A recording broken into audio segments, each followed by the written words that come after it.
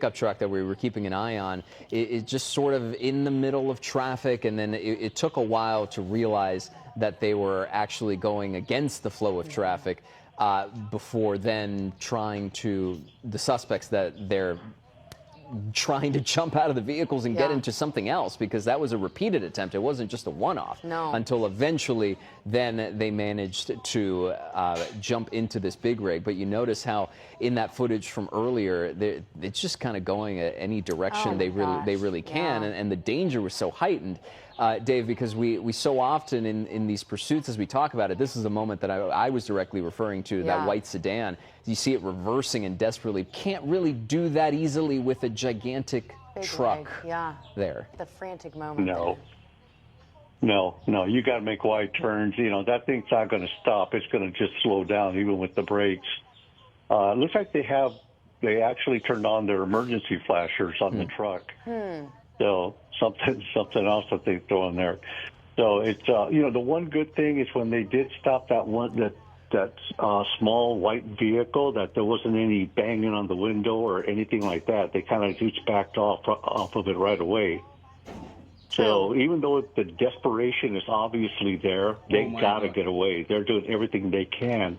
I was real happy to see that they didn't, attack that suspect, that one vehicle, smash out the windows or anything like that. It looks like they have picked up some speed, up around 68, 70 miles per hour. So, the one thing with it comes to pretty much any agency, they may not be. Who is joining us here in News Chopper 4. I'm Eliana Moreno alongside my colleague George Marcineau, and we're following a police pursuit out of Lancaster and into the San Fernando Valley. This is on the southbound 14 freeway coming up to the Newhall Pass. It looks like he's setting up to stay south, which would force him onto that 5 freeway, but we'll see what he decides here. He does have a number of options here as he comes into the Newhall Pass, where the 14 and the 5 come together. This is now the California Highway Patrol that is in pursuit, but it started off with Lancaster Sheriffs. It's going to get dark here for just a second. I have to skip over this mountain here, but he'll pop out the other side. Now, this is believed to be carjacking suspects inside of this Ford F-150. It was taken at gunpoint from the rightful owner. They even shot at the rightful owner. At this point, it's unknown how that person is doing. Hopefully he or she wasn't hit, but at this point it is unknown. He is committing to the southbound 5 here from the 14. So again, from the Newhall Pass all the way from Lancaster, and now entering the San Fernando Valley.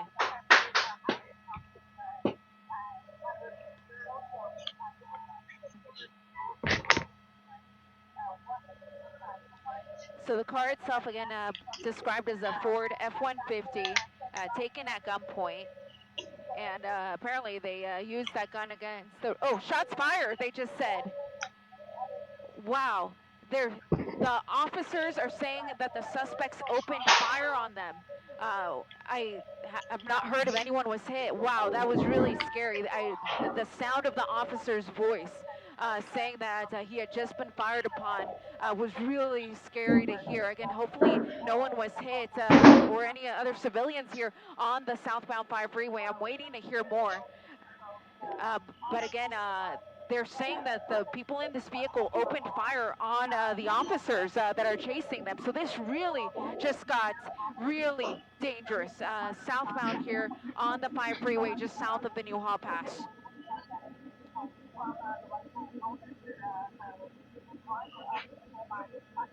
The suspects are slowing down a little bit. He's losing one tire here, maybe even 2. Apparently he did run over a spike strip. So I'm going to be really careful at the end of this, guys, because we don't know what's going to happen here as this comes to a stop. Again, he ran over a spike strip. Looks like he's losing 2 tires, going off-roading here on the 5 freeway. That would have put him on a San Fernando road, but it looks like he's going to try to get back on the 5 freeway. So back now, southbound 5 freeway. Again, he's losing tires here. You see that there, that front tire, it's about to go. He ran over a spike strip. This was right at the time that I heard the officers say shots fired on the scanner. Haven't heard more on that. Hopefully no one was struck. It doesn't seem like it because I'm not hearing any information on that. But again, this started out in Lancaster. It was a pursuit of carjacking suspects. They took this vehicle from the rightful owner at gunpoint and fired at that person, and apparently may have just fired on officers here on the southbound 5 freeway just south of the Newhall Pass. Now, we're coming into LAPD's jurisdiction. They are being notified about what's going on so that they can come assist with things like traffic control. CHP is going to stay as the lead agency on this, so they're not going to ask LAPD to take over. But he may be going wrong way. Going wrong way here on the 5 freeway, going southbound in the northbound lanes. Move out of the way, folks. Move out of the way. This guy is going the wrong way here on the on-ramp. This, I believe, is going to be, I think this is going to be Roxford, but it's going to be wrong way here on the 5 freeway. Yeah, southbound 5 from Roxford. You can just make him out. They're pretty dark here, but up against the side. There's a car there that is actually disabled. George, if we can move a little to the left, or right rather, sorry. So there's a vehicle that was there. It was either disabled or it was waiting to exit on the Roxford off-ramp. But you see the door opening. This is really scary, knowing that these guys are armed. They might try to carjack this person. I don't want to zoom in too much. Yeah, they may try to carjack that person. Thankfully, that person had their door locked. Oh my gosh, praise Jesus on that one. That person is okay. Obviously, probably really scared about what just happened there. This person are trying to carjack people here on the 5 freeway. Again, driving the wrong way on the northbound side of the freeway, headed southbound, kind of straddling the emergency lane there and the slow lane. And this is a big vehicle, a truck, believed to be a Ford F-150, again, taken at gunpoint from the rightful owners in the Lancaster area. And it was Lancaster sheriffs who were originally in pursuit. It was handed over to the CHP once it got on the freeway, made its way southbound on the 14, now southbound 5, and now northbound 5, but headed southbound in the northbound lanes. Hey, here come more cars. People are probably really confused about what's going on here. Here's this driver in this pickup. Door open. Please don't open the door. Please don't open the door. Yeah. Good move there. Good move. So this guy's back in the driver's side. Now, originally, what we heard was that there were 2 people in this vehicle. I haven't seen both at the same time, but we have seen whoever's driving that vehicle is a male. And again, originally described originally as 2 people in the car, and just keeps coming up to trucks here. Please move out of the way. Please, I'm going to widen out, because again, this guy has a gun. We don't know what's going to happen. I think the driver just ran out. The driver said, "You can have it." Oh my gosh. Yeah, the driver said, "I want nothing to do with this. Spare my life. Just take the vehicle." And that's exactly 2 suspects in the semi here. Do they know how to drive a semi? We will find out, because that is unknown at this time. The car that they were in was a Ford, may have been a 250 or a 350. We're still trying to figure that out. But you see the rightful owner there of the semi. He's trying to get out of the way so that he doesn't get run over. But the guy probably just had a gun to him. So I can only imagine how scared he is to see his semi being taken away here with who knows what is in the back of this semi. Is it some sort of hazardous material? Don't know. If I can see the stickers on the back at some point, we'll try to read it and figure out what may be inside. But again, now a stolen semi making its way northbound on the 5 freeway here through the San Fernando Valley, headed up into the Newhall Pass. Wow. They're in the truck. They're in the semi. So they're going north, George, so they're going to go behind us.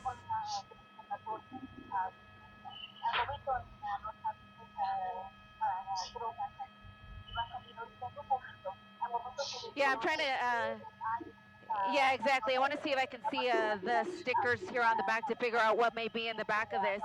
Sometimes it's nothing hazardous. Sometimes it's water. Sometimes it's fuel. Sometimes it is highly toxic hazardous material. So if we can see the stickers, we will be able to differentiate what may be inside. So pardon me here as I look at the back of the truck. Maybe we can figure it out. The back there says "Got Milk." That's all I can read there. And then unclear if I really can't see any other stickers. But again, the original car was a तब Ford. भागेगा ये Yeah, well, when we get around to the door, we'll try to read that, see if by any chance that says the name of the business.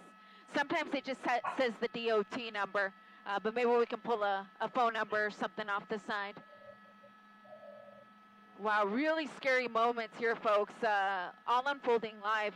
Again, we heard that these suspects are armed, and during the pursuit, as he made his way through the Newhall Pass, I did hear officers say that the suspects had fired shots at them, which tells us that they still have the gun on them, and clearly they were able to carjack this vehicle from the rightful owner here, the driver of this semi. They came right up to him. They crashed right up to the front of his vehicle, and they basically told him, get out.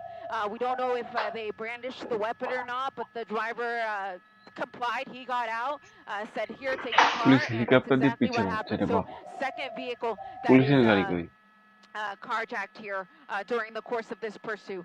And again, we'll see if by any chance we can figure police out what ने may गाड़ी be कोई in this vehicle, if we can try to read some of the information on the side when we get in the right position for it. But for now, unknown what may be in the back of this मुझे tank पीछे नहीं यही जहाज से here हटता with this semi-pursuit now headed northbound on the 5.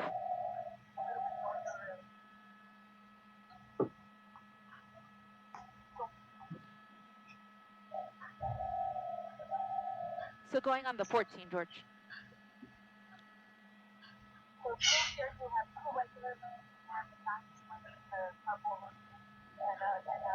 So hopefully whatever's in the back of that tanker isn't anything hazardous. It may possibly be milk, is what we're gathering. Committed to the 14 North, which is the way this pursuit began. It was on the 14 up in Lancaster, made its way southbound into the Newhall Pass. When he exited there at Roxford, he had already lost one tire and then decided to switch vehicles instead of giving up. So they carjacked this other vehicle. So now this is the second vehicle that has been taken during the course of this pursuit. The first vehicle taken at gunpoint. They fired shots at that driver, and now this vehicle taken at gunpoint. I didn't see anything brandished in this case, but we don't know really what happened inside of that cab of that vehicle when this semi was taken. But of course, really scary here on the northbound 14 freeway. They're right at the split. It looks like it's going to be northbound 5. Yeah, he's right at the split here, so it looks like he's committing northbound 5. এতক্ষণ police ছিল না তখন পালাতে পারেনি Units are just getting to এখন the আমার first vehicle police that চলে was এসেছে carjacked, the one that we saw during the first half of this pursuit. They're going to clear it, make sure nobody else is inside. Likely isn't. But now we're committed. It looks like as he finished the transition here at the Newhall Pass, looks like we're northbound 5 here. So he had the option of going northbound 14, and originally it did seem like he was kind of set up to go that way. But now looks like we are going northbound 5 here through the truck lanes.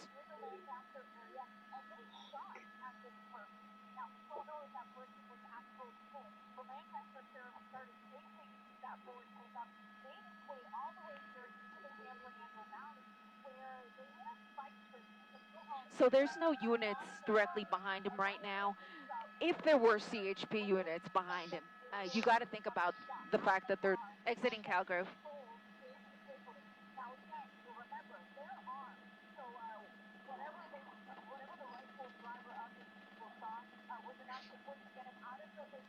Westbound, there he goes under the freeway. So we're at Calgrove, folks, just under the 5 freeway. So we'll see if they try to ditch it under the freeway and take off running. Or if they decide to keep driving this thing, so we'll see. Looks like he's going to get right back on. Yeah. So now South 5, it looks like, from Calgrove. Not going very fast. About 30 to 45 miles an hour.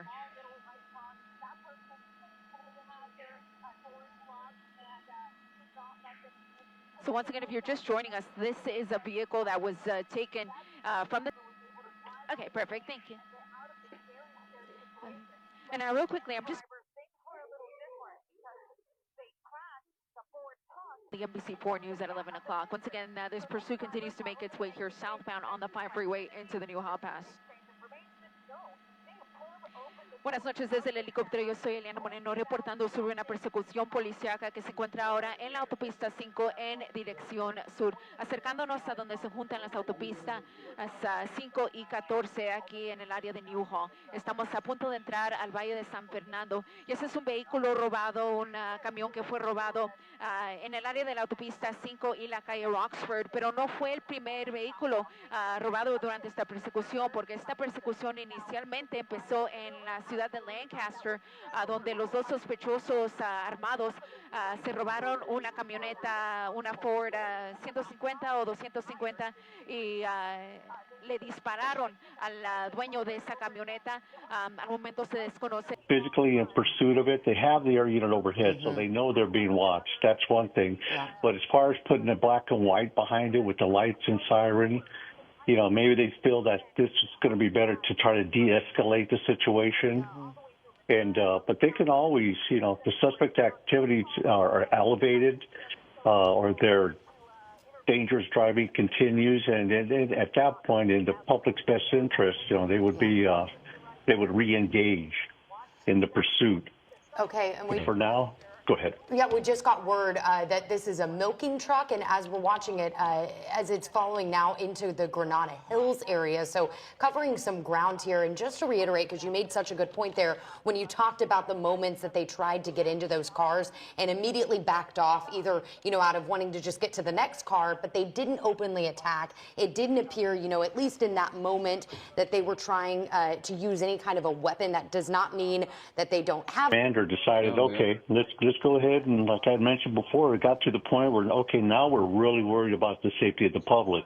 Let's re-engage this pursuit. Let's throw a couple of black and whites behind it, lights and siren, see if that helps, or at least warn the public that what's going on.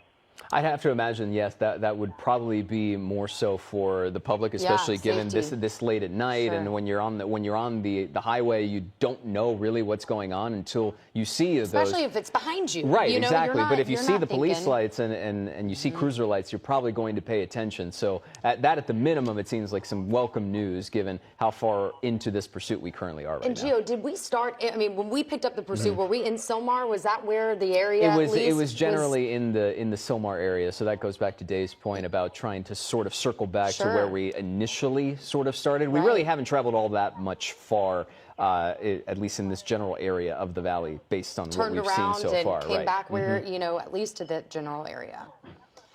Well, we are going to continue tracking this, staying on it, because, again, just a fascinating, stunning situation right now as this big rig is what authorities are trying to stop, trying to pull over, trying to get control of as it reaches big speeds right now. Such a chaotic situation.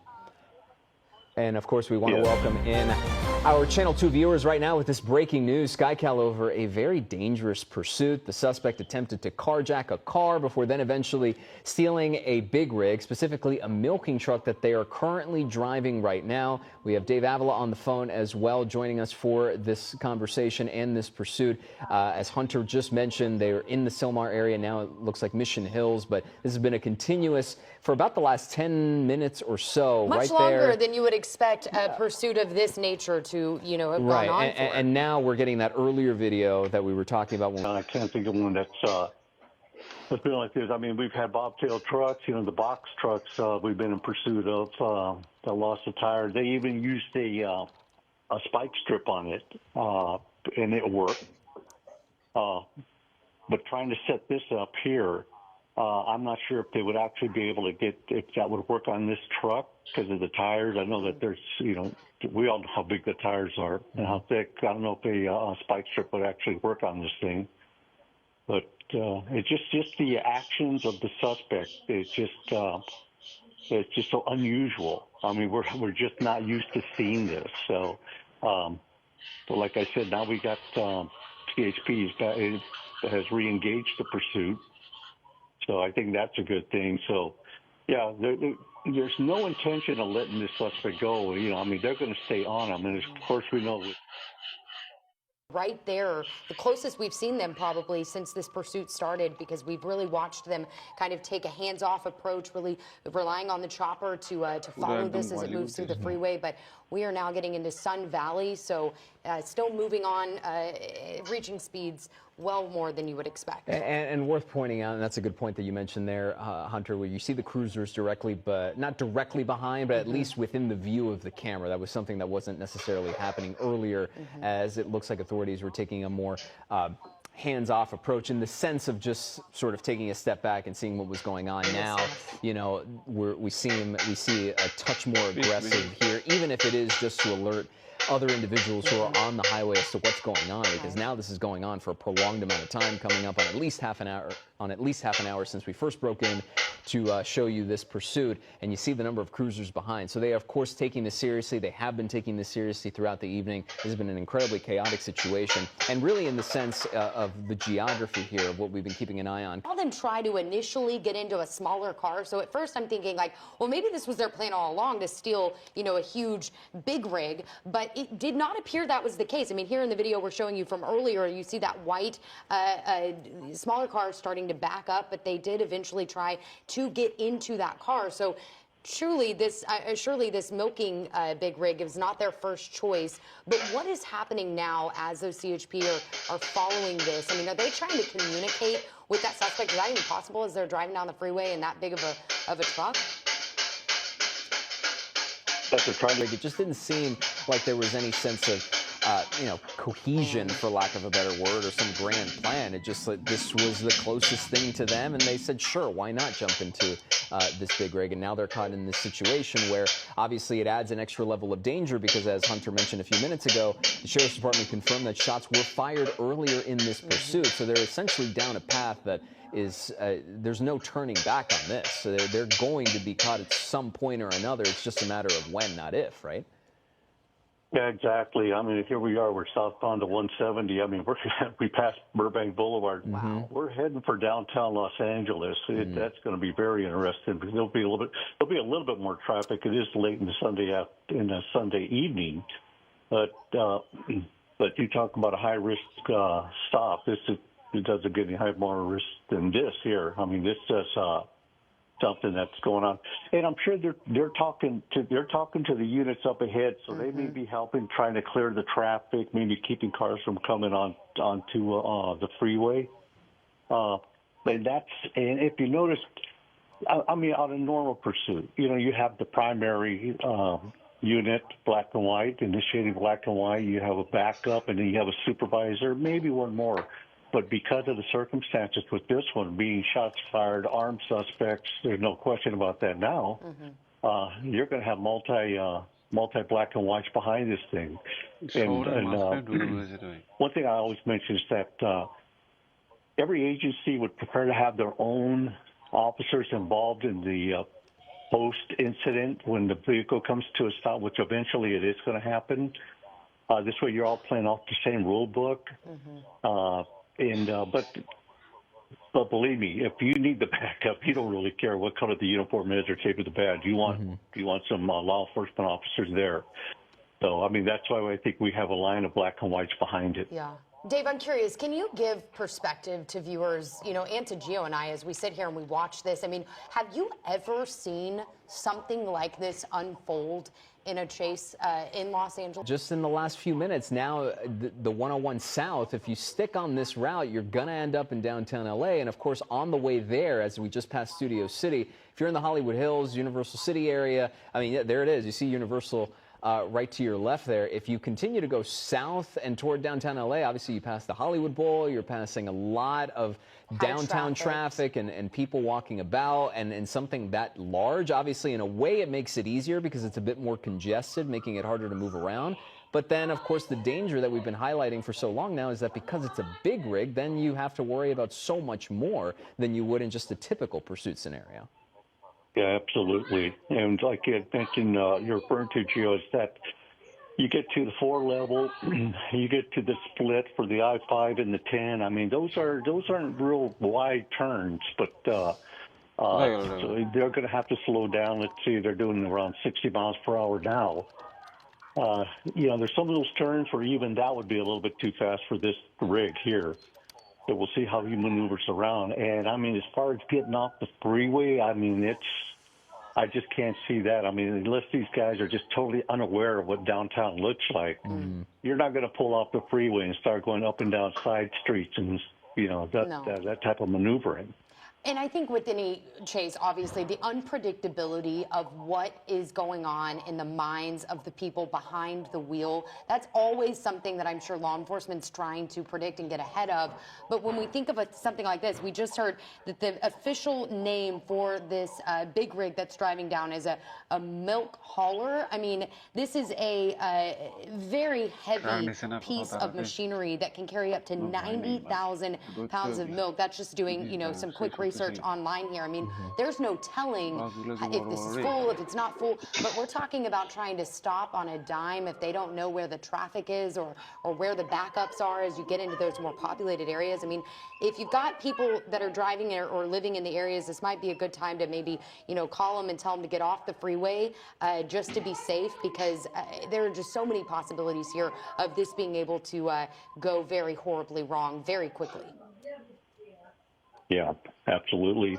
We talk about the suspects. Their adrenaline's pumping right now. They know they got the air unit. They've had the air unit overhead all this time. Now they look in the rearview mirrors. They see about 5, 6 black and white lights and sirens going.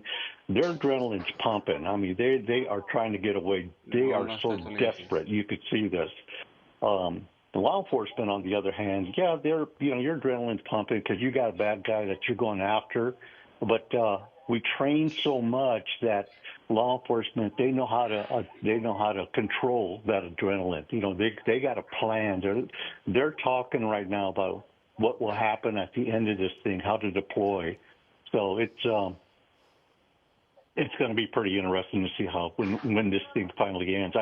And the other thing, I just can't see him getting off the freeway right now at all. Yeah, I think the key word there that you mentioned, Dave, is the desperation, because now we're past the 30-minute mark of when we first broke in. Obviously, it was going on for more than just these last 30 minutes or so. But in the biggest chunk of time that we've maintained on this since jumping into that big rig, there has been no attempt from these suspects to do exactly what led them to that big rig to begin with, that milk hauler, in that they were trying to jump into any different sort of vehicle. Good point. They haven't tried to change strategies here. No, it's just maintaining this exact path, or maybe not the exact path, but just, I mean, in the sense of staying in this massive truck. So you get the sense perhaps that they're talking amongst themselves and, perhaps running out of options, or, as we tend to see in these situations, they just ride it all the way out as long as they possibly can, and whether that's running out of gas or whether that's deciding, all right, we're done, let's call it a night, it's just going to keep going and going until they make that decision to themselves, given everything else that's going on. Yeah, absolutely. Unless they have somewhere specific, but even then, by the time they get on the brakes and they slow that thing down, they're going to have black and white surrounding them from the backside, facing forward. So I'm sure they're panicking right now as to how they're going to get away when they do stop. Because I'm sure with their desperation, and obviously they're showing it, they're just trying to decide right now.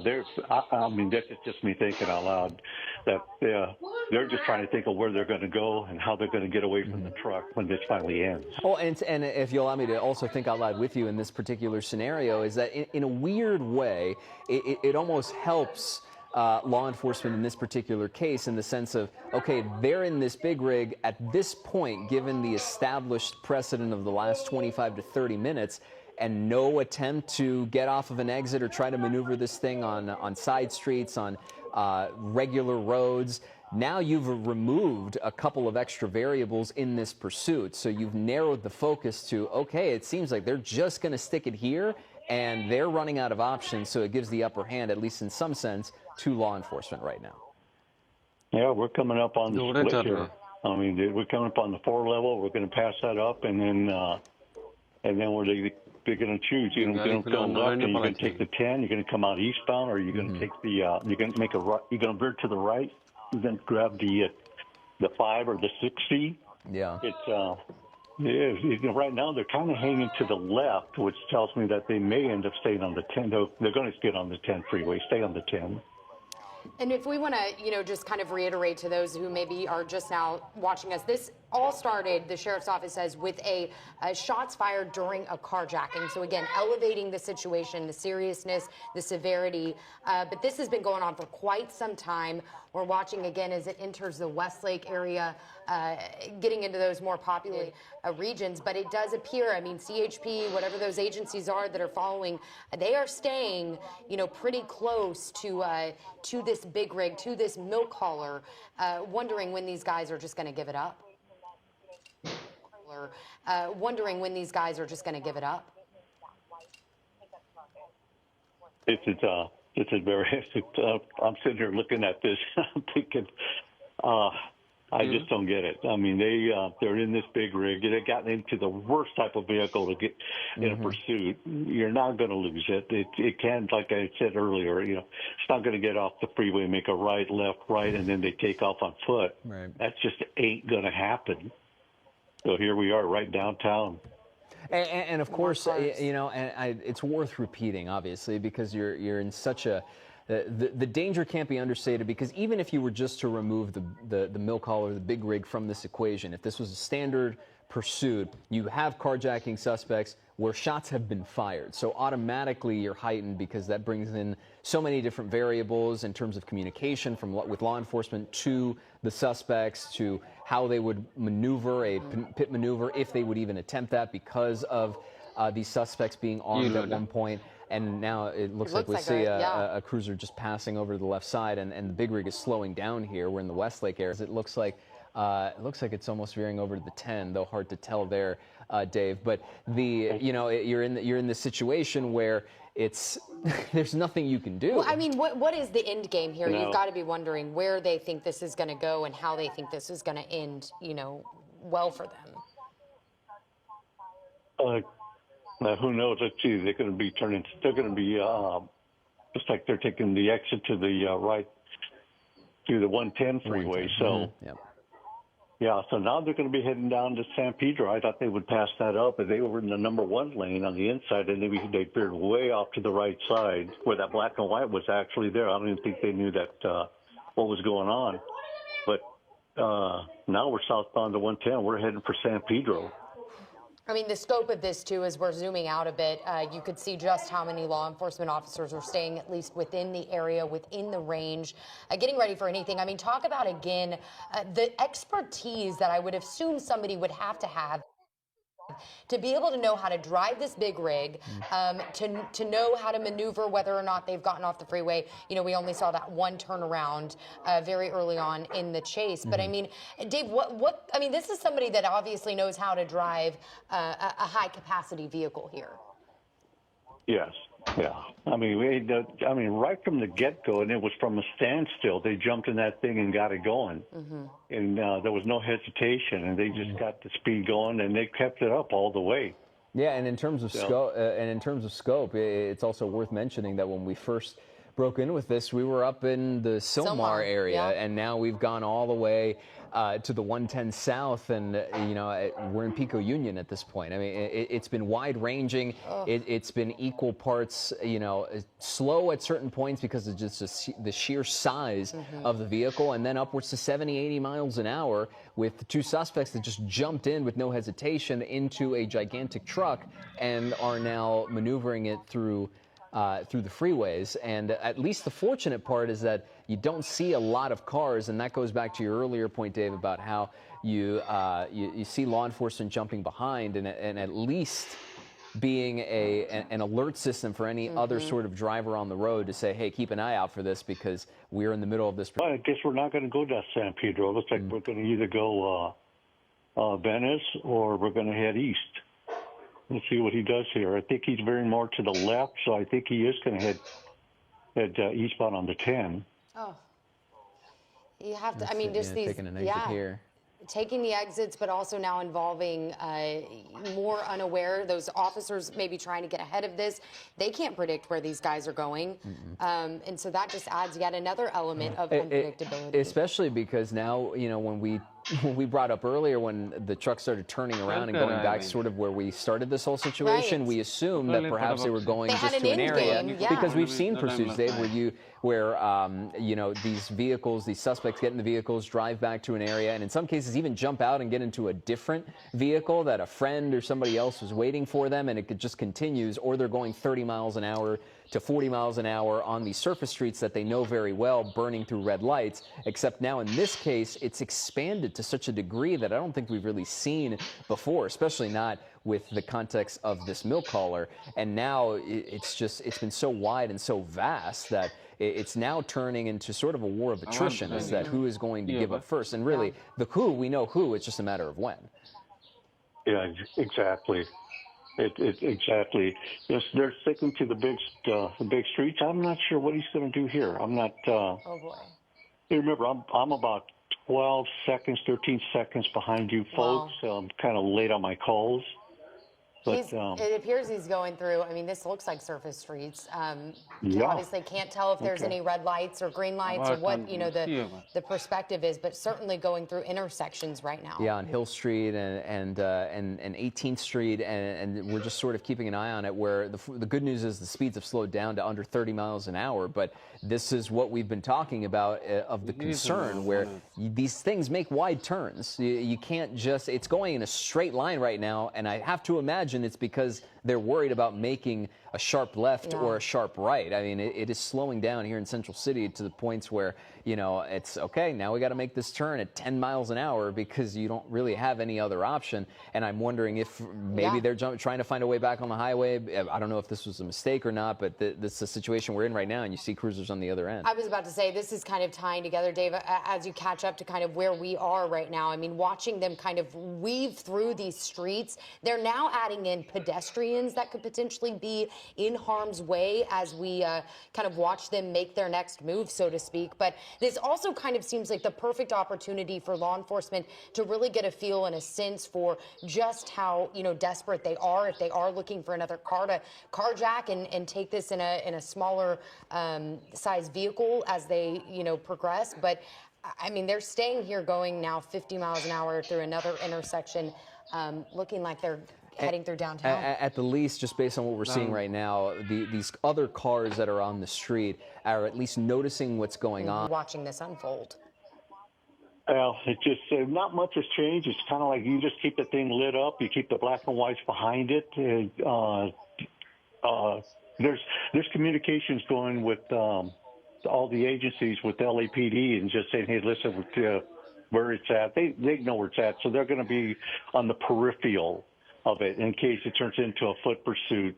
And then the air unit, what the PFD will do, the tactical flight deputy will do, is to go ahead and start setting up a perimeter if they take off running, which I can't see it ending any other way. I don't, especially with this type of suspect. And I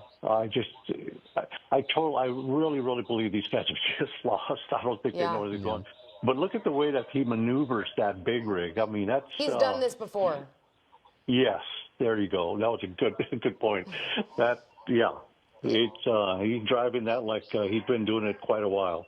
Yeah, and right now, you know, normally in these situations where when you're on surface streets like this, you see suspects tend to try to find whether it's a garage or it's an alleyway or something else where they can sort of dump the vehicle and then take off on foot. That is essentially impossible with this big rig. So now you're caught in this situation as we're here in downtown, where it's just going to keep going on surface streets until they either find their way back onto the freeway or otherwise decide maybe this is a location where we can dump this truck and attempt to have a run for it. But what makes it extra difficult, on top of the fact that law enforcement has been on top of this for a long time now, as we're trying to reestablish Went into the 3rd Street Tunnel, which is why we didn't see him. Gotcha. So did he stop? Is that where they made their move to get out? Again, we have to reiterate, we're tracking 2 suspects right now. This is not just the driver. This is also the passenger as we look at, where exactly they were, that 3rd Street. There we go. And there it is. Yeah, It's a situation where, and you see those wide turns. I mean, it is not an easy thing to maneuver in this situation where now, what I was trying to say is that you get these vehicles where, oh, okay, maybe they find an alley or maybe they find this situation and get out, but that's a lot harder when you're driving something of this size, of this capacity versus any other scenario where we're covering a pursuit. Dave, if he would have to stop, like let's say he comes up to a red light like we, seeing here, obviously not going as fast as he was on the freeway, but I mean, it's still not easy to stop that big of a truck, especially, assuming that it's not empty. There could be up to, I think 60,000 pounds is what we read earlier for a milk hauler, 90,000 pounds. I mean, this could be a potentially dangerous situation if it would need to come to an immediate stop. Yeah, we lucked out because when he was driving the opposite way there on the side streets, on the small streets, I noticed that he was hitting green lights. And then when we kind of lost him behind the buildings, I think he stopped or slowed down for a red light, and then also he popped out again. So it's holding our breath. Yeah. And the other part about this too, Dave, in this part of downtown on Figueroa and 8th Place, where and it's not just limited to this particular section of downtown, but really all of downtown. When you're talking about the logistics of establishing a perimeter in case they do jump out and it turns into a pursuit on foot, this is one of the most well-lit or otherwise trafficked areas for law enforcement. They know exactly where everything is. Like, there's not a lot of places, my point is, to really hide in downtown, especially given everything we've seen close to the last hour. And the other thing, Gio and Hunter, is that he is southbound in a northbound pig. This is not good. That's all northbound, That right there was 9th Street, I believe, that all those cars were coming out, and luckily nobody came around that corner and took him out. But, he's definitely driving on the wrong side of the street. Here we got our double yellows again, so he's back on the right side. But that was very hairy right there. That looked like I was just hoping nobody was going to come around that. Because that's a freeway exit right there, and hoping that nobody come around. Now he's by the Crypto.com, Crypto.com. I mean, is he trying to get? Does he appear to be trying to get back on the freeway? I mean, can we figure out what his mindset is right now as we're kind of seeing him take these what looks like loops around these side streets, and then of course when he slows down, is this the moment?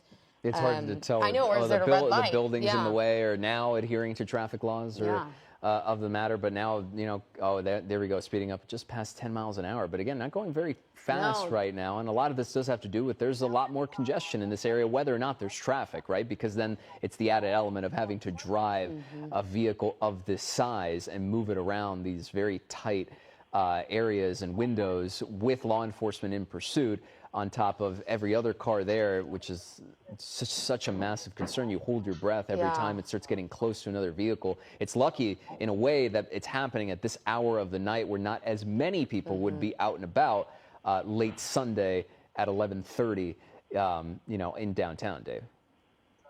Yeah, exactly. I mean, at that point, we're very lucky because being a Sunday evening, you don't see many people out. Most of the businesses are closed. The games are over. Everybody's cleared out. But this right now, I mean, this guy's lost because he's gotten deeper. He is not in a freeway-friendly area right now. We're all familiar with that area, and he's just feeling his way around. He's sticking to the big streets, and he's just in desperation right now. Where are we going to go? Where are we going to get out?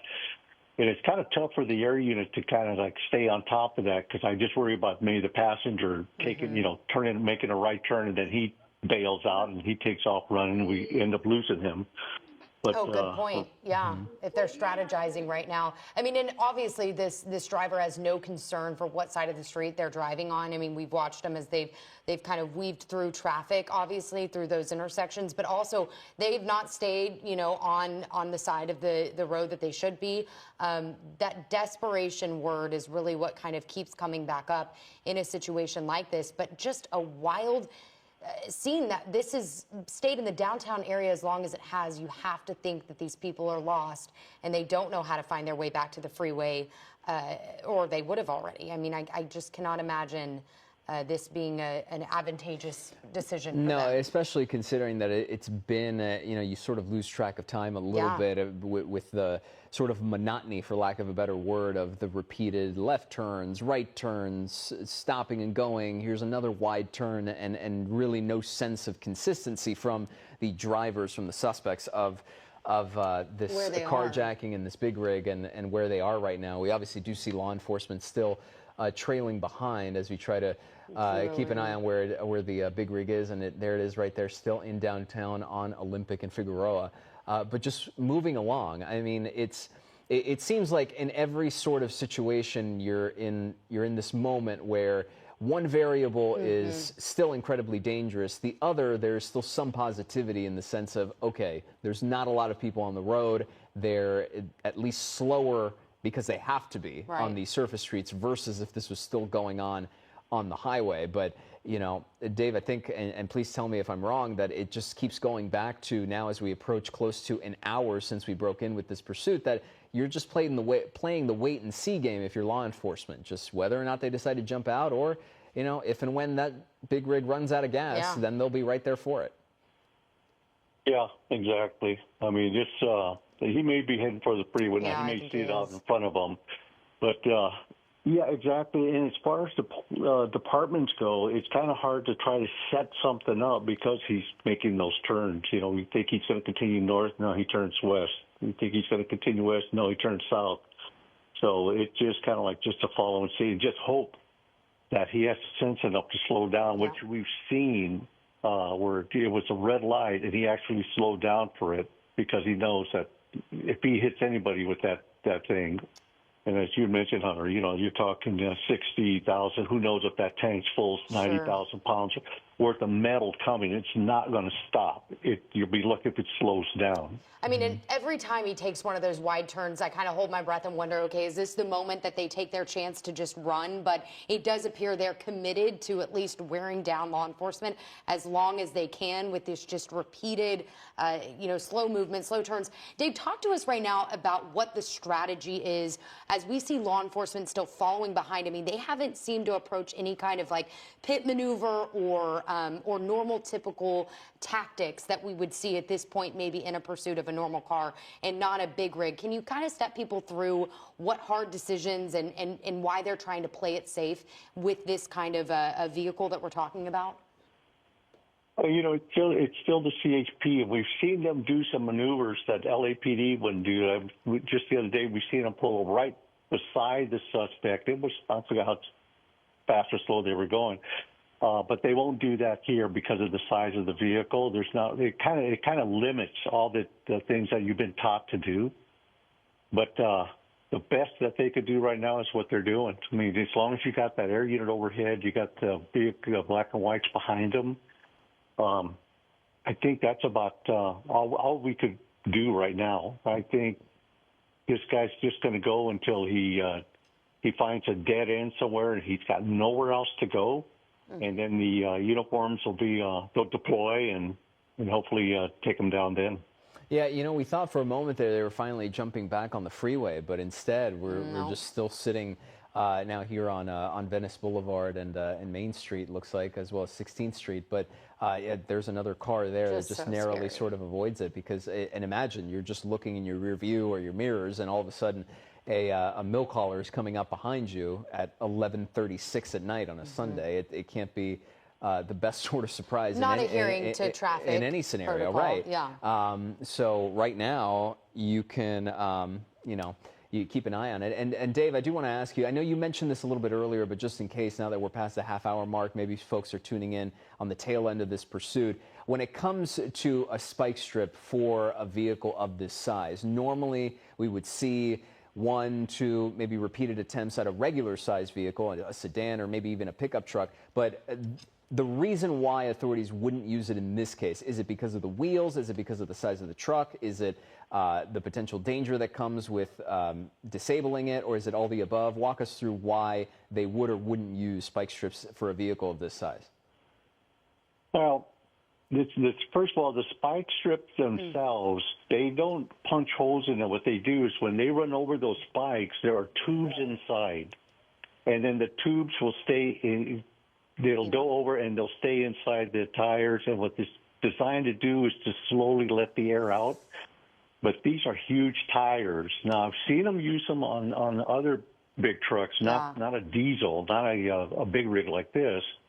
We are actually getting on the freeway the wrong way. I hate to interrupt you. Yeah, I just want to, he's going the wrong way now, or was going the wrong way at least for a moment there. This is much of that same behavior we see. Yeah. This is what he was doing, was trying to drive on the shoulder of the road at the beginning of this pursuit when he initially stole that mail caller and tried to steal other vehicles. But this is incredibly dangerous. Those cars are going so fast, and there is not a lot of shoulder for him to be on right now. No, and the thing here too is that because the vehicle is so large, even if you're on the shoulder, you see all the other cars weaving away from the big rig. So now you're having to essentially merge into other lanes where there are more cars and more traffic. So even if the big rig is not directly responsible for a head-on collision, it might, you're right, exactly, cause a chain reaction. And that's a terrible situation on top of many other terrible situations that could happen in this scenario, because now you're just right there. You see 2, 3, 4 just weaving out of the way because you're on a highway.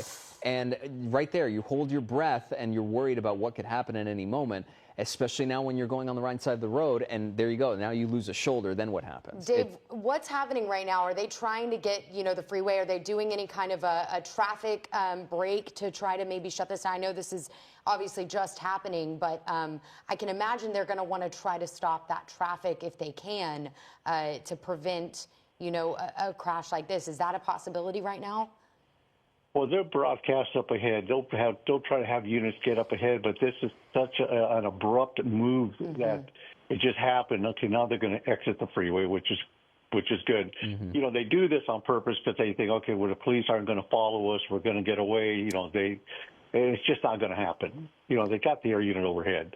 But especially too, Dave, sorry to interrupt you, but because in that situation, right, they get on the freeway going in the wrong direction, you have the black and whites not in direct pursuit behind them, so it perhaps could give them a false sense of security, thinking we'll get off at the next exit. All of a sudden you look in the rearview mirrors, you don't see anything, and now the big rig is parked underneath there on the overpass. It looks like. Let's watch and see if we can see anybody jump out, or if they're going after another vehicle. It's hard to tell. Yeah, they sort of parked it where got stuck. I mean, is this a situation where finally their luck has run out and they didn't do that, wide turn that we've been seeing them maneuver so nimbly, believe it or not, for the last, 20 minutes as they weaved through downtown?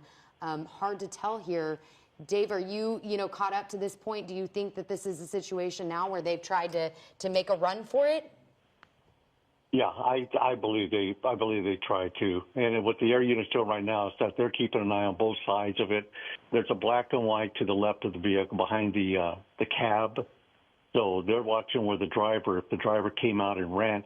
I don't see them moving. We see 2 officers sort of running up to the driver's side door. Guns drawn. The guns drawn, the door is open, and 2 officers going right up there. It looks like they're barking orders or commands at the least. Based on the body posture and everything, it looks like the driver might still be in there right now. Right, which is surprising. Both doors are open. Yeah, doors are open. Both doors are open. And now we're just waiting to kind of see. These are the moments that, It makes it difficult just because of the way that because of the way it's parked. Now our air unit there, our Sky Cow is telling us that they're gone.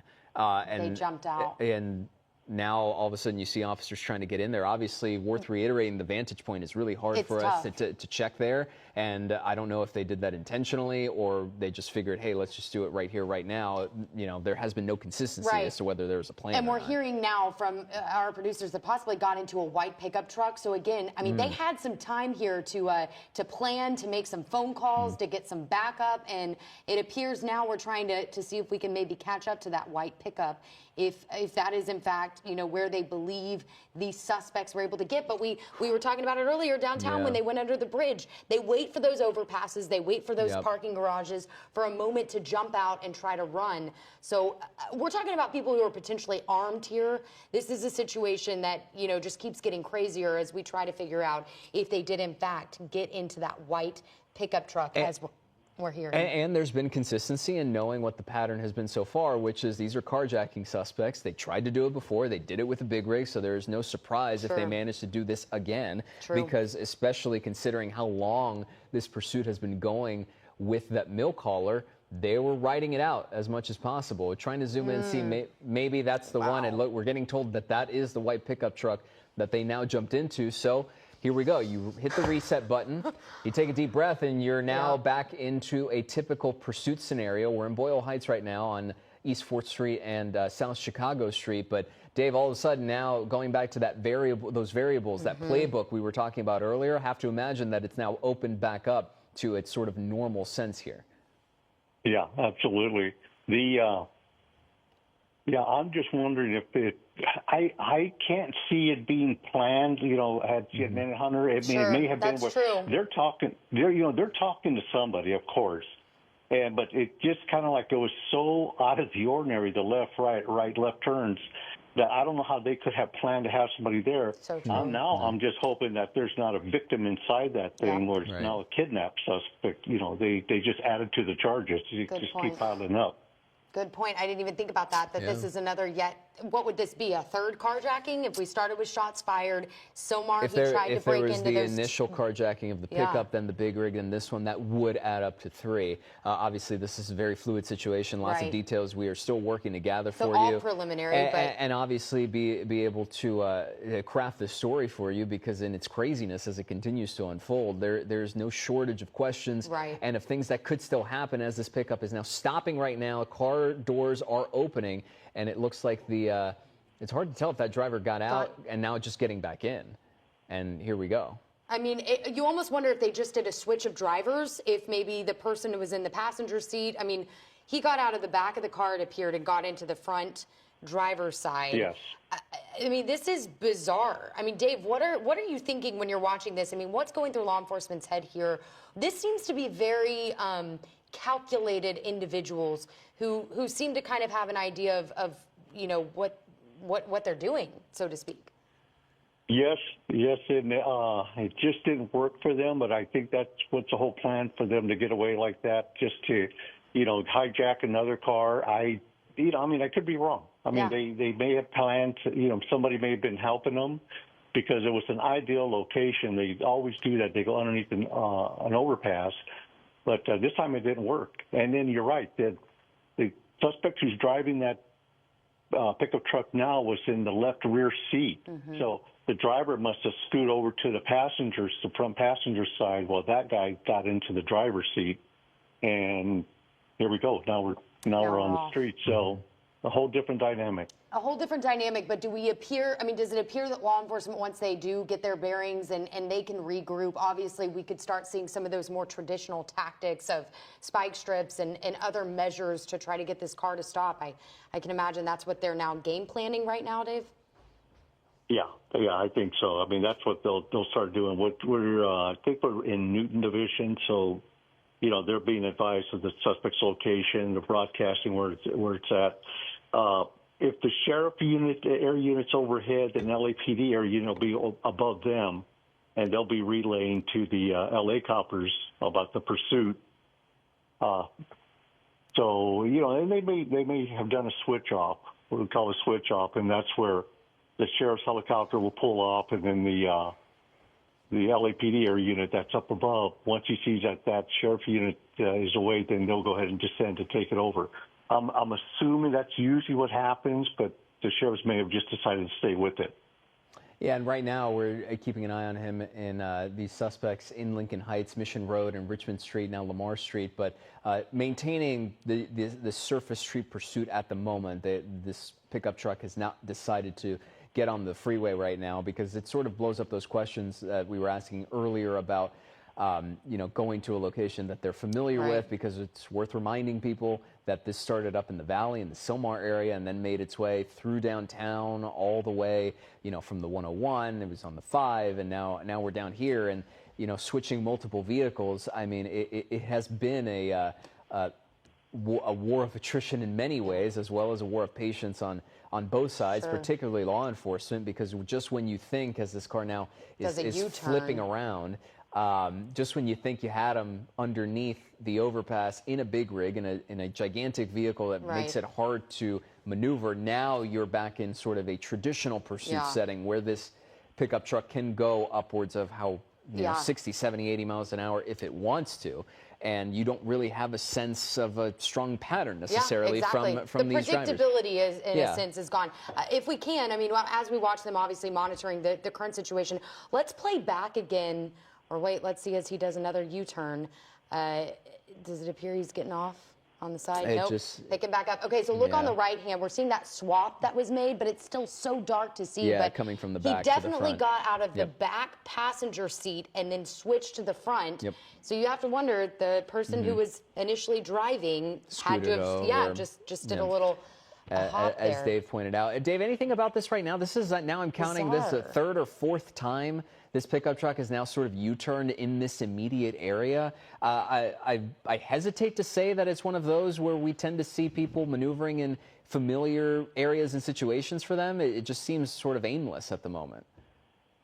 Yes, I don't know if I mean, they're looking for the. They're not that far from the freeway, but they keep going eastbound, westbound. So I don't understand it. I mean, they're obviously lost. They don't know where they're going now, and so now they're just flooring it. Just seems that they could find a freeway to get out of downtown LA. And we are getting confirmation, Dave, that I want to reiterate, because you and I, you know, as we were trying to figure out what was happening in the chaos of them getting out of that milk hauler, it does appear this was yet another carjacking. So this wasn't something that was maybe coordinated or planned. This was, in fact, another innocent person, we believe, whose car was stolen as this pursuit has continued now. I mean, have we reached the hour mark? I can imagine I think we're just past the hour mark, at least a few minutes over it. Right now, we're sitting over this overpass right now because the pickup truck, there it is right there. It seemed to just sort of linger underneath for a little bit, and we saw a few black and whites right there directly behind, in fact, as we zoom in right now, trying to make out. It's hard to tell what's going on in the driver's side, but the car really slowing down. I don't know really what happened underneath that overpass, but you see two cruisers there, at least maybe a third one lagging behind. But yeah, now this vehicle is veering out, and maybe they jumped out of the car. That's got to be the speculation at this point, Dave, because that car is now just drifting. That's what I'm thinking. Yeah, that's what I'm thinking. I'm right along with you, Gio. I think they bailed and ran into the projects. Wow. Oh yeah, I think just cruising. So this is yet another twist that we're seeing. So another carjacking potentially, but now we believe that these suspects have abandoned this truck and are now potentially on foot in a very dark area. I mean... And you see one of those black and whites, one of the cruisers there, sort of patrolling right parallel to the freeway, sort of trying to keep an eye on maybe the suspects are around this area right now. If they're on foot, they can't have gotten terribly far, but that's the one I'm referring to right there. Yeah. I guess you'd have to imagine, Dave, this is where you try to establish a perimeter, especially if they've been in constant communication with each other. But, you know, we're not able to see where they are if they're on foot, you know, within this immediate area right now. I'd say we're sort of lost from our vantage point, but I have to imagine that law enforcement has a more firm grasp on what's going on right now. Yeah, they're gonna have to check out the vehicle. That's what they're doing right now, because they just want to make sure there's nobody in that thing, or maybe even another victim. But off to the right side, you got that housing complex there that they could have ran into, and that's like a maze inside there. I've been inside that thing on calls. But they were pretty close to getting back on the freeway. I thought they were going to do that, but no, they decided to bail. But it's kind of strange, though, because I thought those black and whites were a little bit closer. But you know, you got the tracks, you got the LA River to the left of the screen. It's a really bad place try and set up a perimeter. You can see them, though, pointing, trying to get a direction of where exactly they potentially may have gone. Right now, as we're watching these cruisers kind of cross underneath the freeway here, I mean, what will happen now? Will they go, inside of that, as you said, what is like a maze, if they did run into that complex? What's going on right now, law enforcement strategy per se?